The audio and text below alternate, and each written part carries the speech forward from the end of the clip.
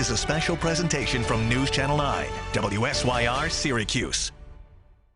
Pan Am Flight 103 from London to New York was bombed over Lockerbie, Scotland. 35 of the passengers were SU abroad students. It is indeed the saddest day of my life, and I believe the most tragic day in the history of Syracuse University. It hurts so much, and I can't stop shaking. One woman whose daughter was on the plane, a Syracuse University student, collapsed. Her life was a gift to me. It's the fate of what's happened in the years since that's really shaped how things have gone. This was a ride that did not all look in the past in remembrance. It looked to the future. It's amazing what the school has done to keep it alive and remember every year. Pan Am 103 was the first major act of terrorism against the West. The victims' families will never forget, and we should try to hold their memories a little tighter.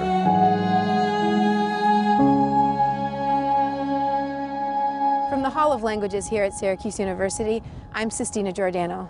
This building is often referred to as the centerpiece here at Syracuse University, but it's the structure in front of it that holds a very special meaning. Many who walk past it don't realize its significance, but if you stop and look closely, the names etched across it hold the key.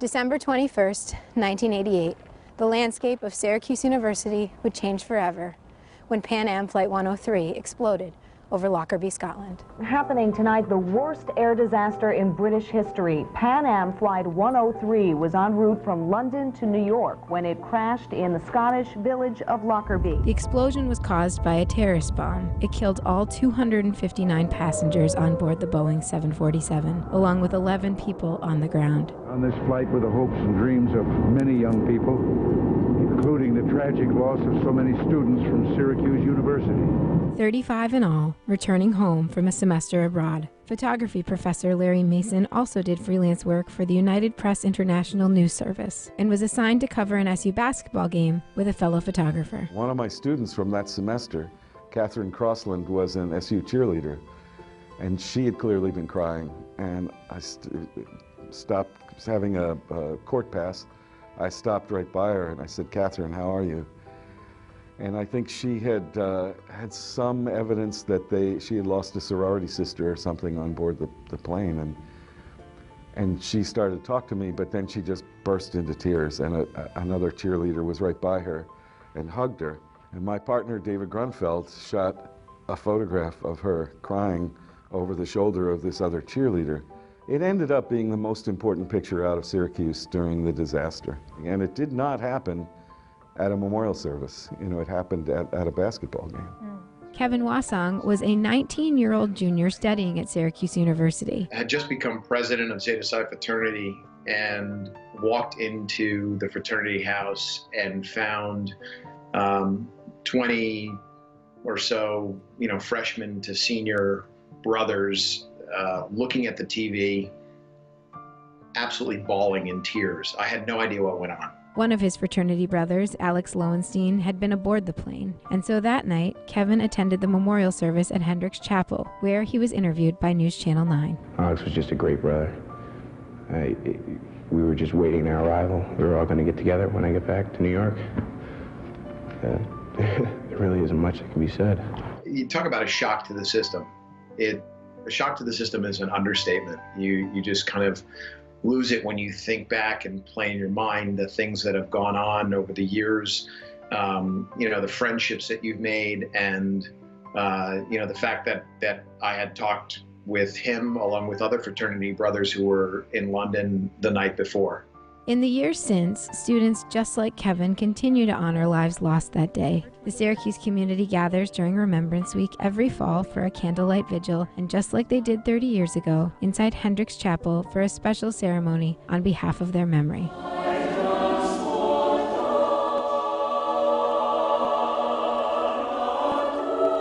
Years, 1,000 memories, 1,000 profound connections. There were 270 people that perished, but each one of them had friends and families. And suddenly that number of people affected by the tragedy become thousands, and the stories become much more than just Lockerbie or Syracuse. And among the stories are the remembrance scholars who help keep the victims' memories alive.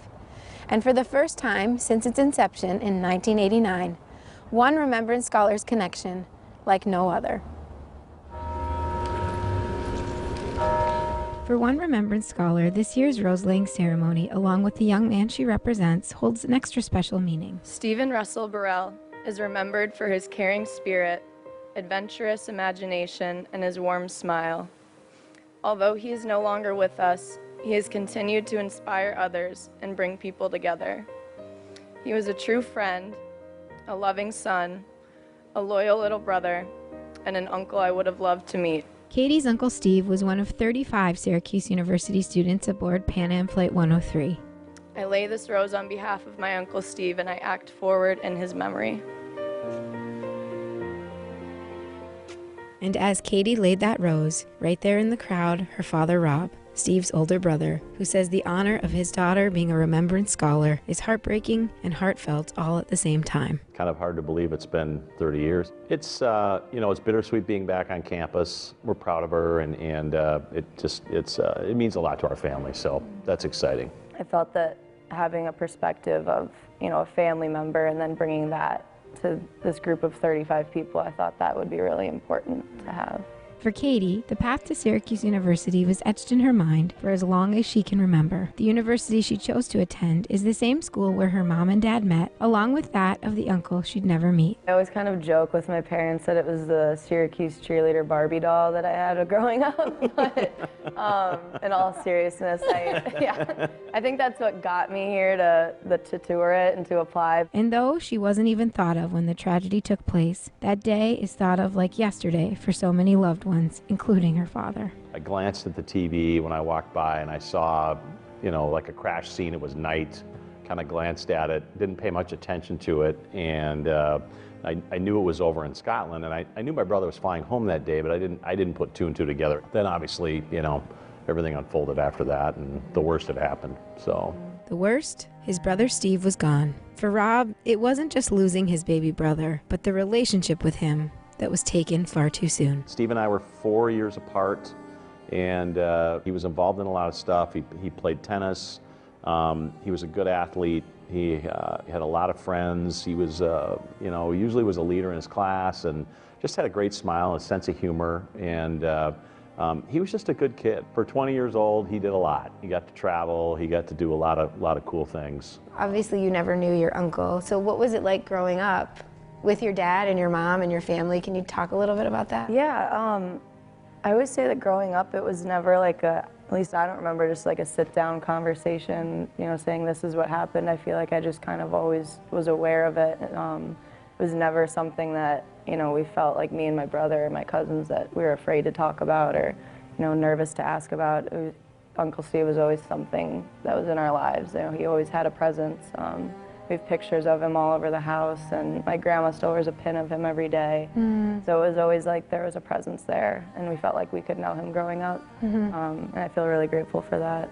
Counting this year's cohort, there are now 1,015 Remembrance Scholars and 58 Lockerbie Scholars who embody the motto of the program, look back, act forward. And inside Hendricks Chapel, during Remembrance Week, Rob presenting commemorative pins to all the scholars, including Katie, a special hug for her. People always ask how you feel about, this whole week, and it is so bittersweet because you find like such a great camaraderie with all these people that, the other scholars are absolutely incredible. And you all just do these incredible things for the community, and you put on these panels and, celebration of life and these ceremonies, but at the heart of it all, you have to remember why we're doing it, and that's the really sad part for us all.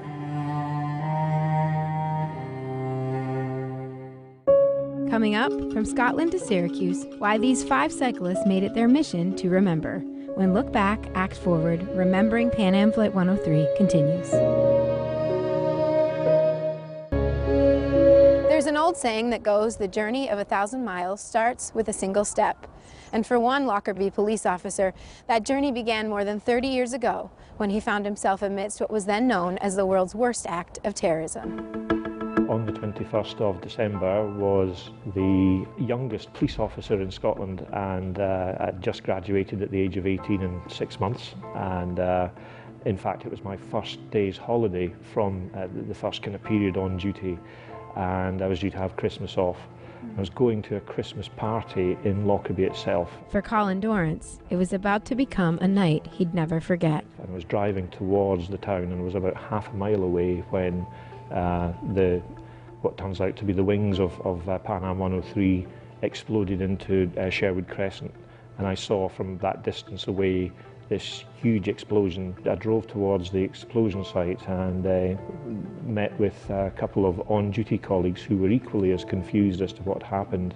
The first hour was real confusion, and you couldn't really process what had happened. It went, in my mind, from being some kind of car crash involving a chemical lorry on the road, I thought was maybe what exploded, to being a low-flying military jet, to then the discovery of Pan Am luggage, and then there was a call from air traffic control to say that Boeing 747 had exploded 6 miles high just south of Lockerbie. For Colin and the nearly 1,000 first responders on the scene that night and the months that followed, the tragedy was, in a word, inexplicable. I was there in the recovery operation and then really left it at that. I didn't really get to know much about the passengers, just there were a list of names, it wasn't very personal, and that's a professional way that you conduct things. But it's the fate of what's happened in the years since that have shaped the future of honoring the victims of Pan Am Flight 103. 25 years after the tragedy, Colin's daughter became the 54th scholar to arrive from Lockerbie to study at Syracuse University. She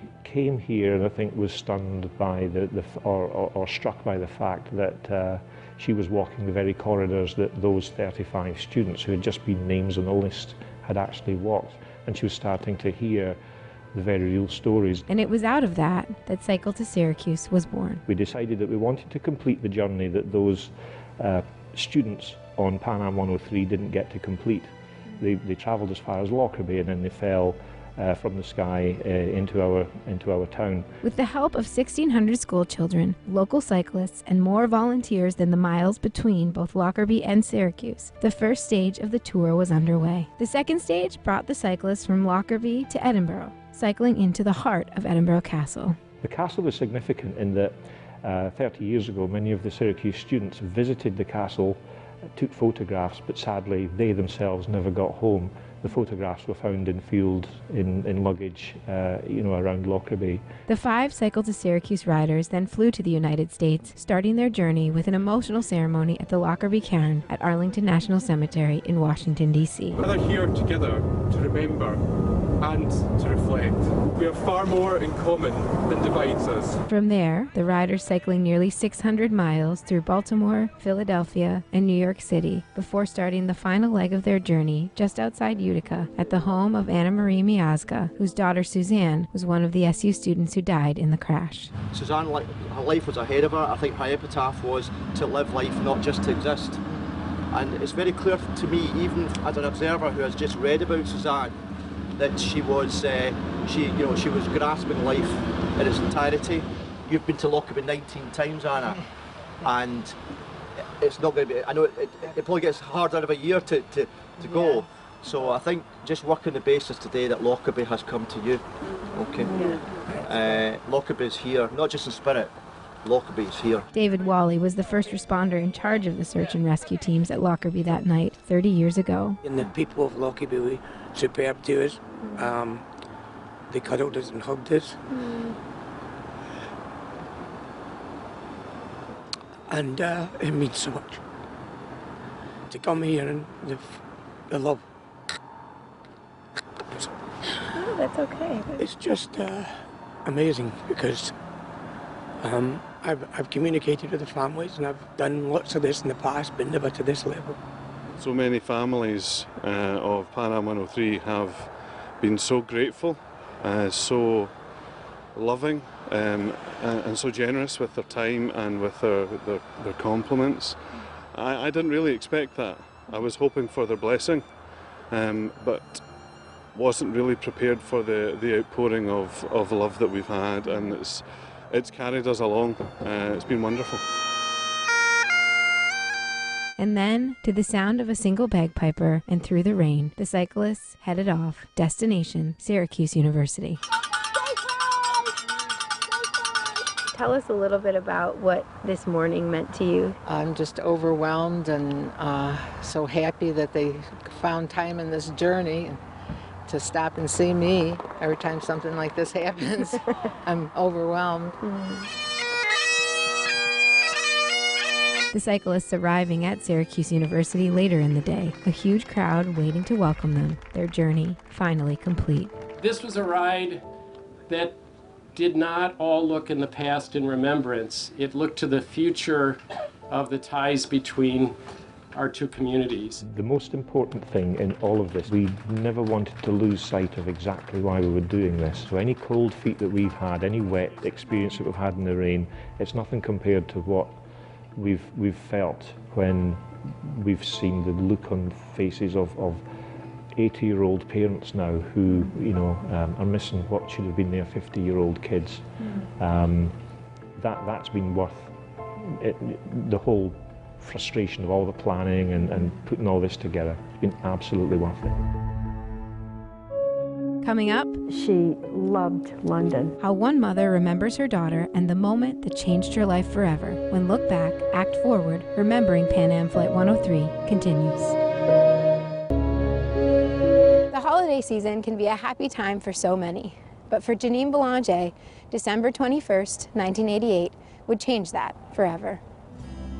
It was the first Christmas I was so put together. All the Christmas tree was up, all the decorations were up, I had done all the shopping, all the gifts were wrapped under the tree. I had baked, I had So cooked. that was a first for you. It usually wasn't all like that. Okay. No, because I wanted to spend all my time hearing about her semester. Her daughter Nicole was heading home aboard Pan Am Flight 103 after studying abroad in London. She was coming home for the holidays, right? Mm-hmm. Was she meant to be on that plane? Yes. She was. She actually picked the date of her flight because her roommate, who became a very good friend, and her boyfriend at the time, that was their birthday. And she thought, what a perfect day to pick. The anxious parents made their way to JFK to pick up their daughter sometime that afternoon. And somewhere as we were nearing, probably within 20 minutes of the airport, and that's an estimate, we had the radio on very, very low. And we heard a plane missing over Scotland. It's something in that moment, it was like I felt very weak. I can't explain it to her. And then I thought, well, wait a minute. She wouldn't be flying over Scotland. Well, they took the northern route. Did you know that you didn't know that I then? didn't know anything about it. I just knew her flight number. And as we neared the airport, there were satellite trucks everywhere. And I just had an awful feeling. And I said to my husband, let's go to the facilities, okay, and take care of ourselves. And then we could go to the desk and ask if the flight is on time. And that's when they told us that there had been a plane crash. And that's when I fainted on the airport floor, yelling, my baby, to the point where I couldn't move.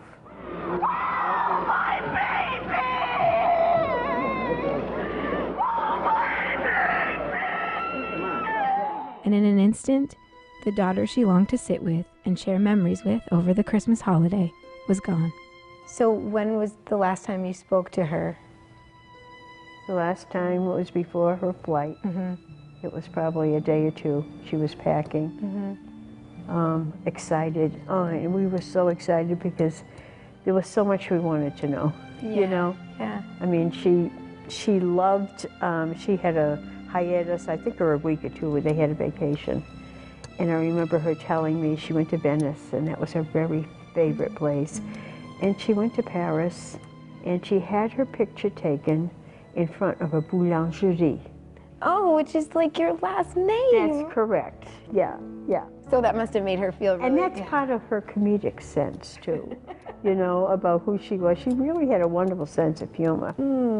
Thank you so much for being here. In the years since, Janine and her family continue to honor the memory of their daughter. Tell us about Nicole. Well, she was petite. She was quiet, very humble, She loved dancing. And acting, too. And her mother marveled at the woman she was becoming, often thinking to herself, how far she has come from this scared little kid that we left off in front of the Bull and Brewster dorm. Well, you'd say that, but then you see these photos, right? Like, if we look at these photos, she doesn't look so scared, right? No, no, no. She's sort of in her element. She loved what she did. Yeah. Loved what she did. And Janine has learned that she, along with the people of Lockerbie, share a common bond in her daughter. I remember going into a store and with someone and introduced myself. And a woman, shopkeeper, looked at me and she said, "Oh, you're Nicole's mother." Oh, wow. It was like hundreds of miles away in a foreign country. Somebody knew my daughter. So with tragedy, you find gifts. And the bonding with the people of Lockerbie, the bonding with the families who lost loved ones in a long journey, which is ongoing, and this wonderful university in which Nicole will never be forgotten, has been a wonderful gift. It's pretty remarkable that you could see it as a gift, I think. From one mother to another, it's pretty remarkable. Well, it took work to get to that point. She really is a remarkable woman, and despite her tragedy, Janine says she can find the silver lining. Had the plane not been rerouted due to weather, it would have been lost over water, and she fears nothing would have been recovered. We'll be right back. We also want to remember the other lives of Central New Yorkers lost that day, including the Balkleys of Clay and 2 SUNY Oswego students. And as we leave you, we look back on the promise made by former Chancellor Melvin Eggers 30 years ago. There will be a very special memorial to the 35 students to be called a place of remembrance. Names will be carved on a stone wall, and there will be an appropriate place for meditation. There will be scholarships established, 35 of them, one in the name of each of those lost to us. There will be memorials of other kinds in our striving to be an ever more humane institution, and in our working in the time left to us to make our contribution toward a better world. In these ways and others, we dare to hope that those we now mourn will live through us. Your sons and daughters will be remembered at Syracuse University so long as any of us shall live, and so long as the university shall stand. Let us now go in peace, and let us say together, Amen.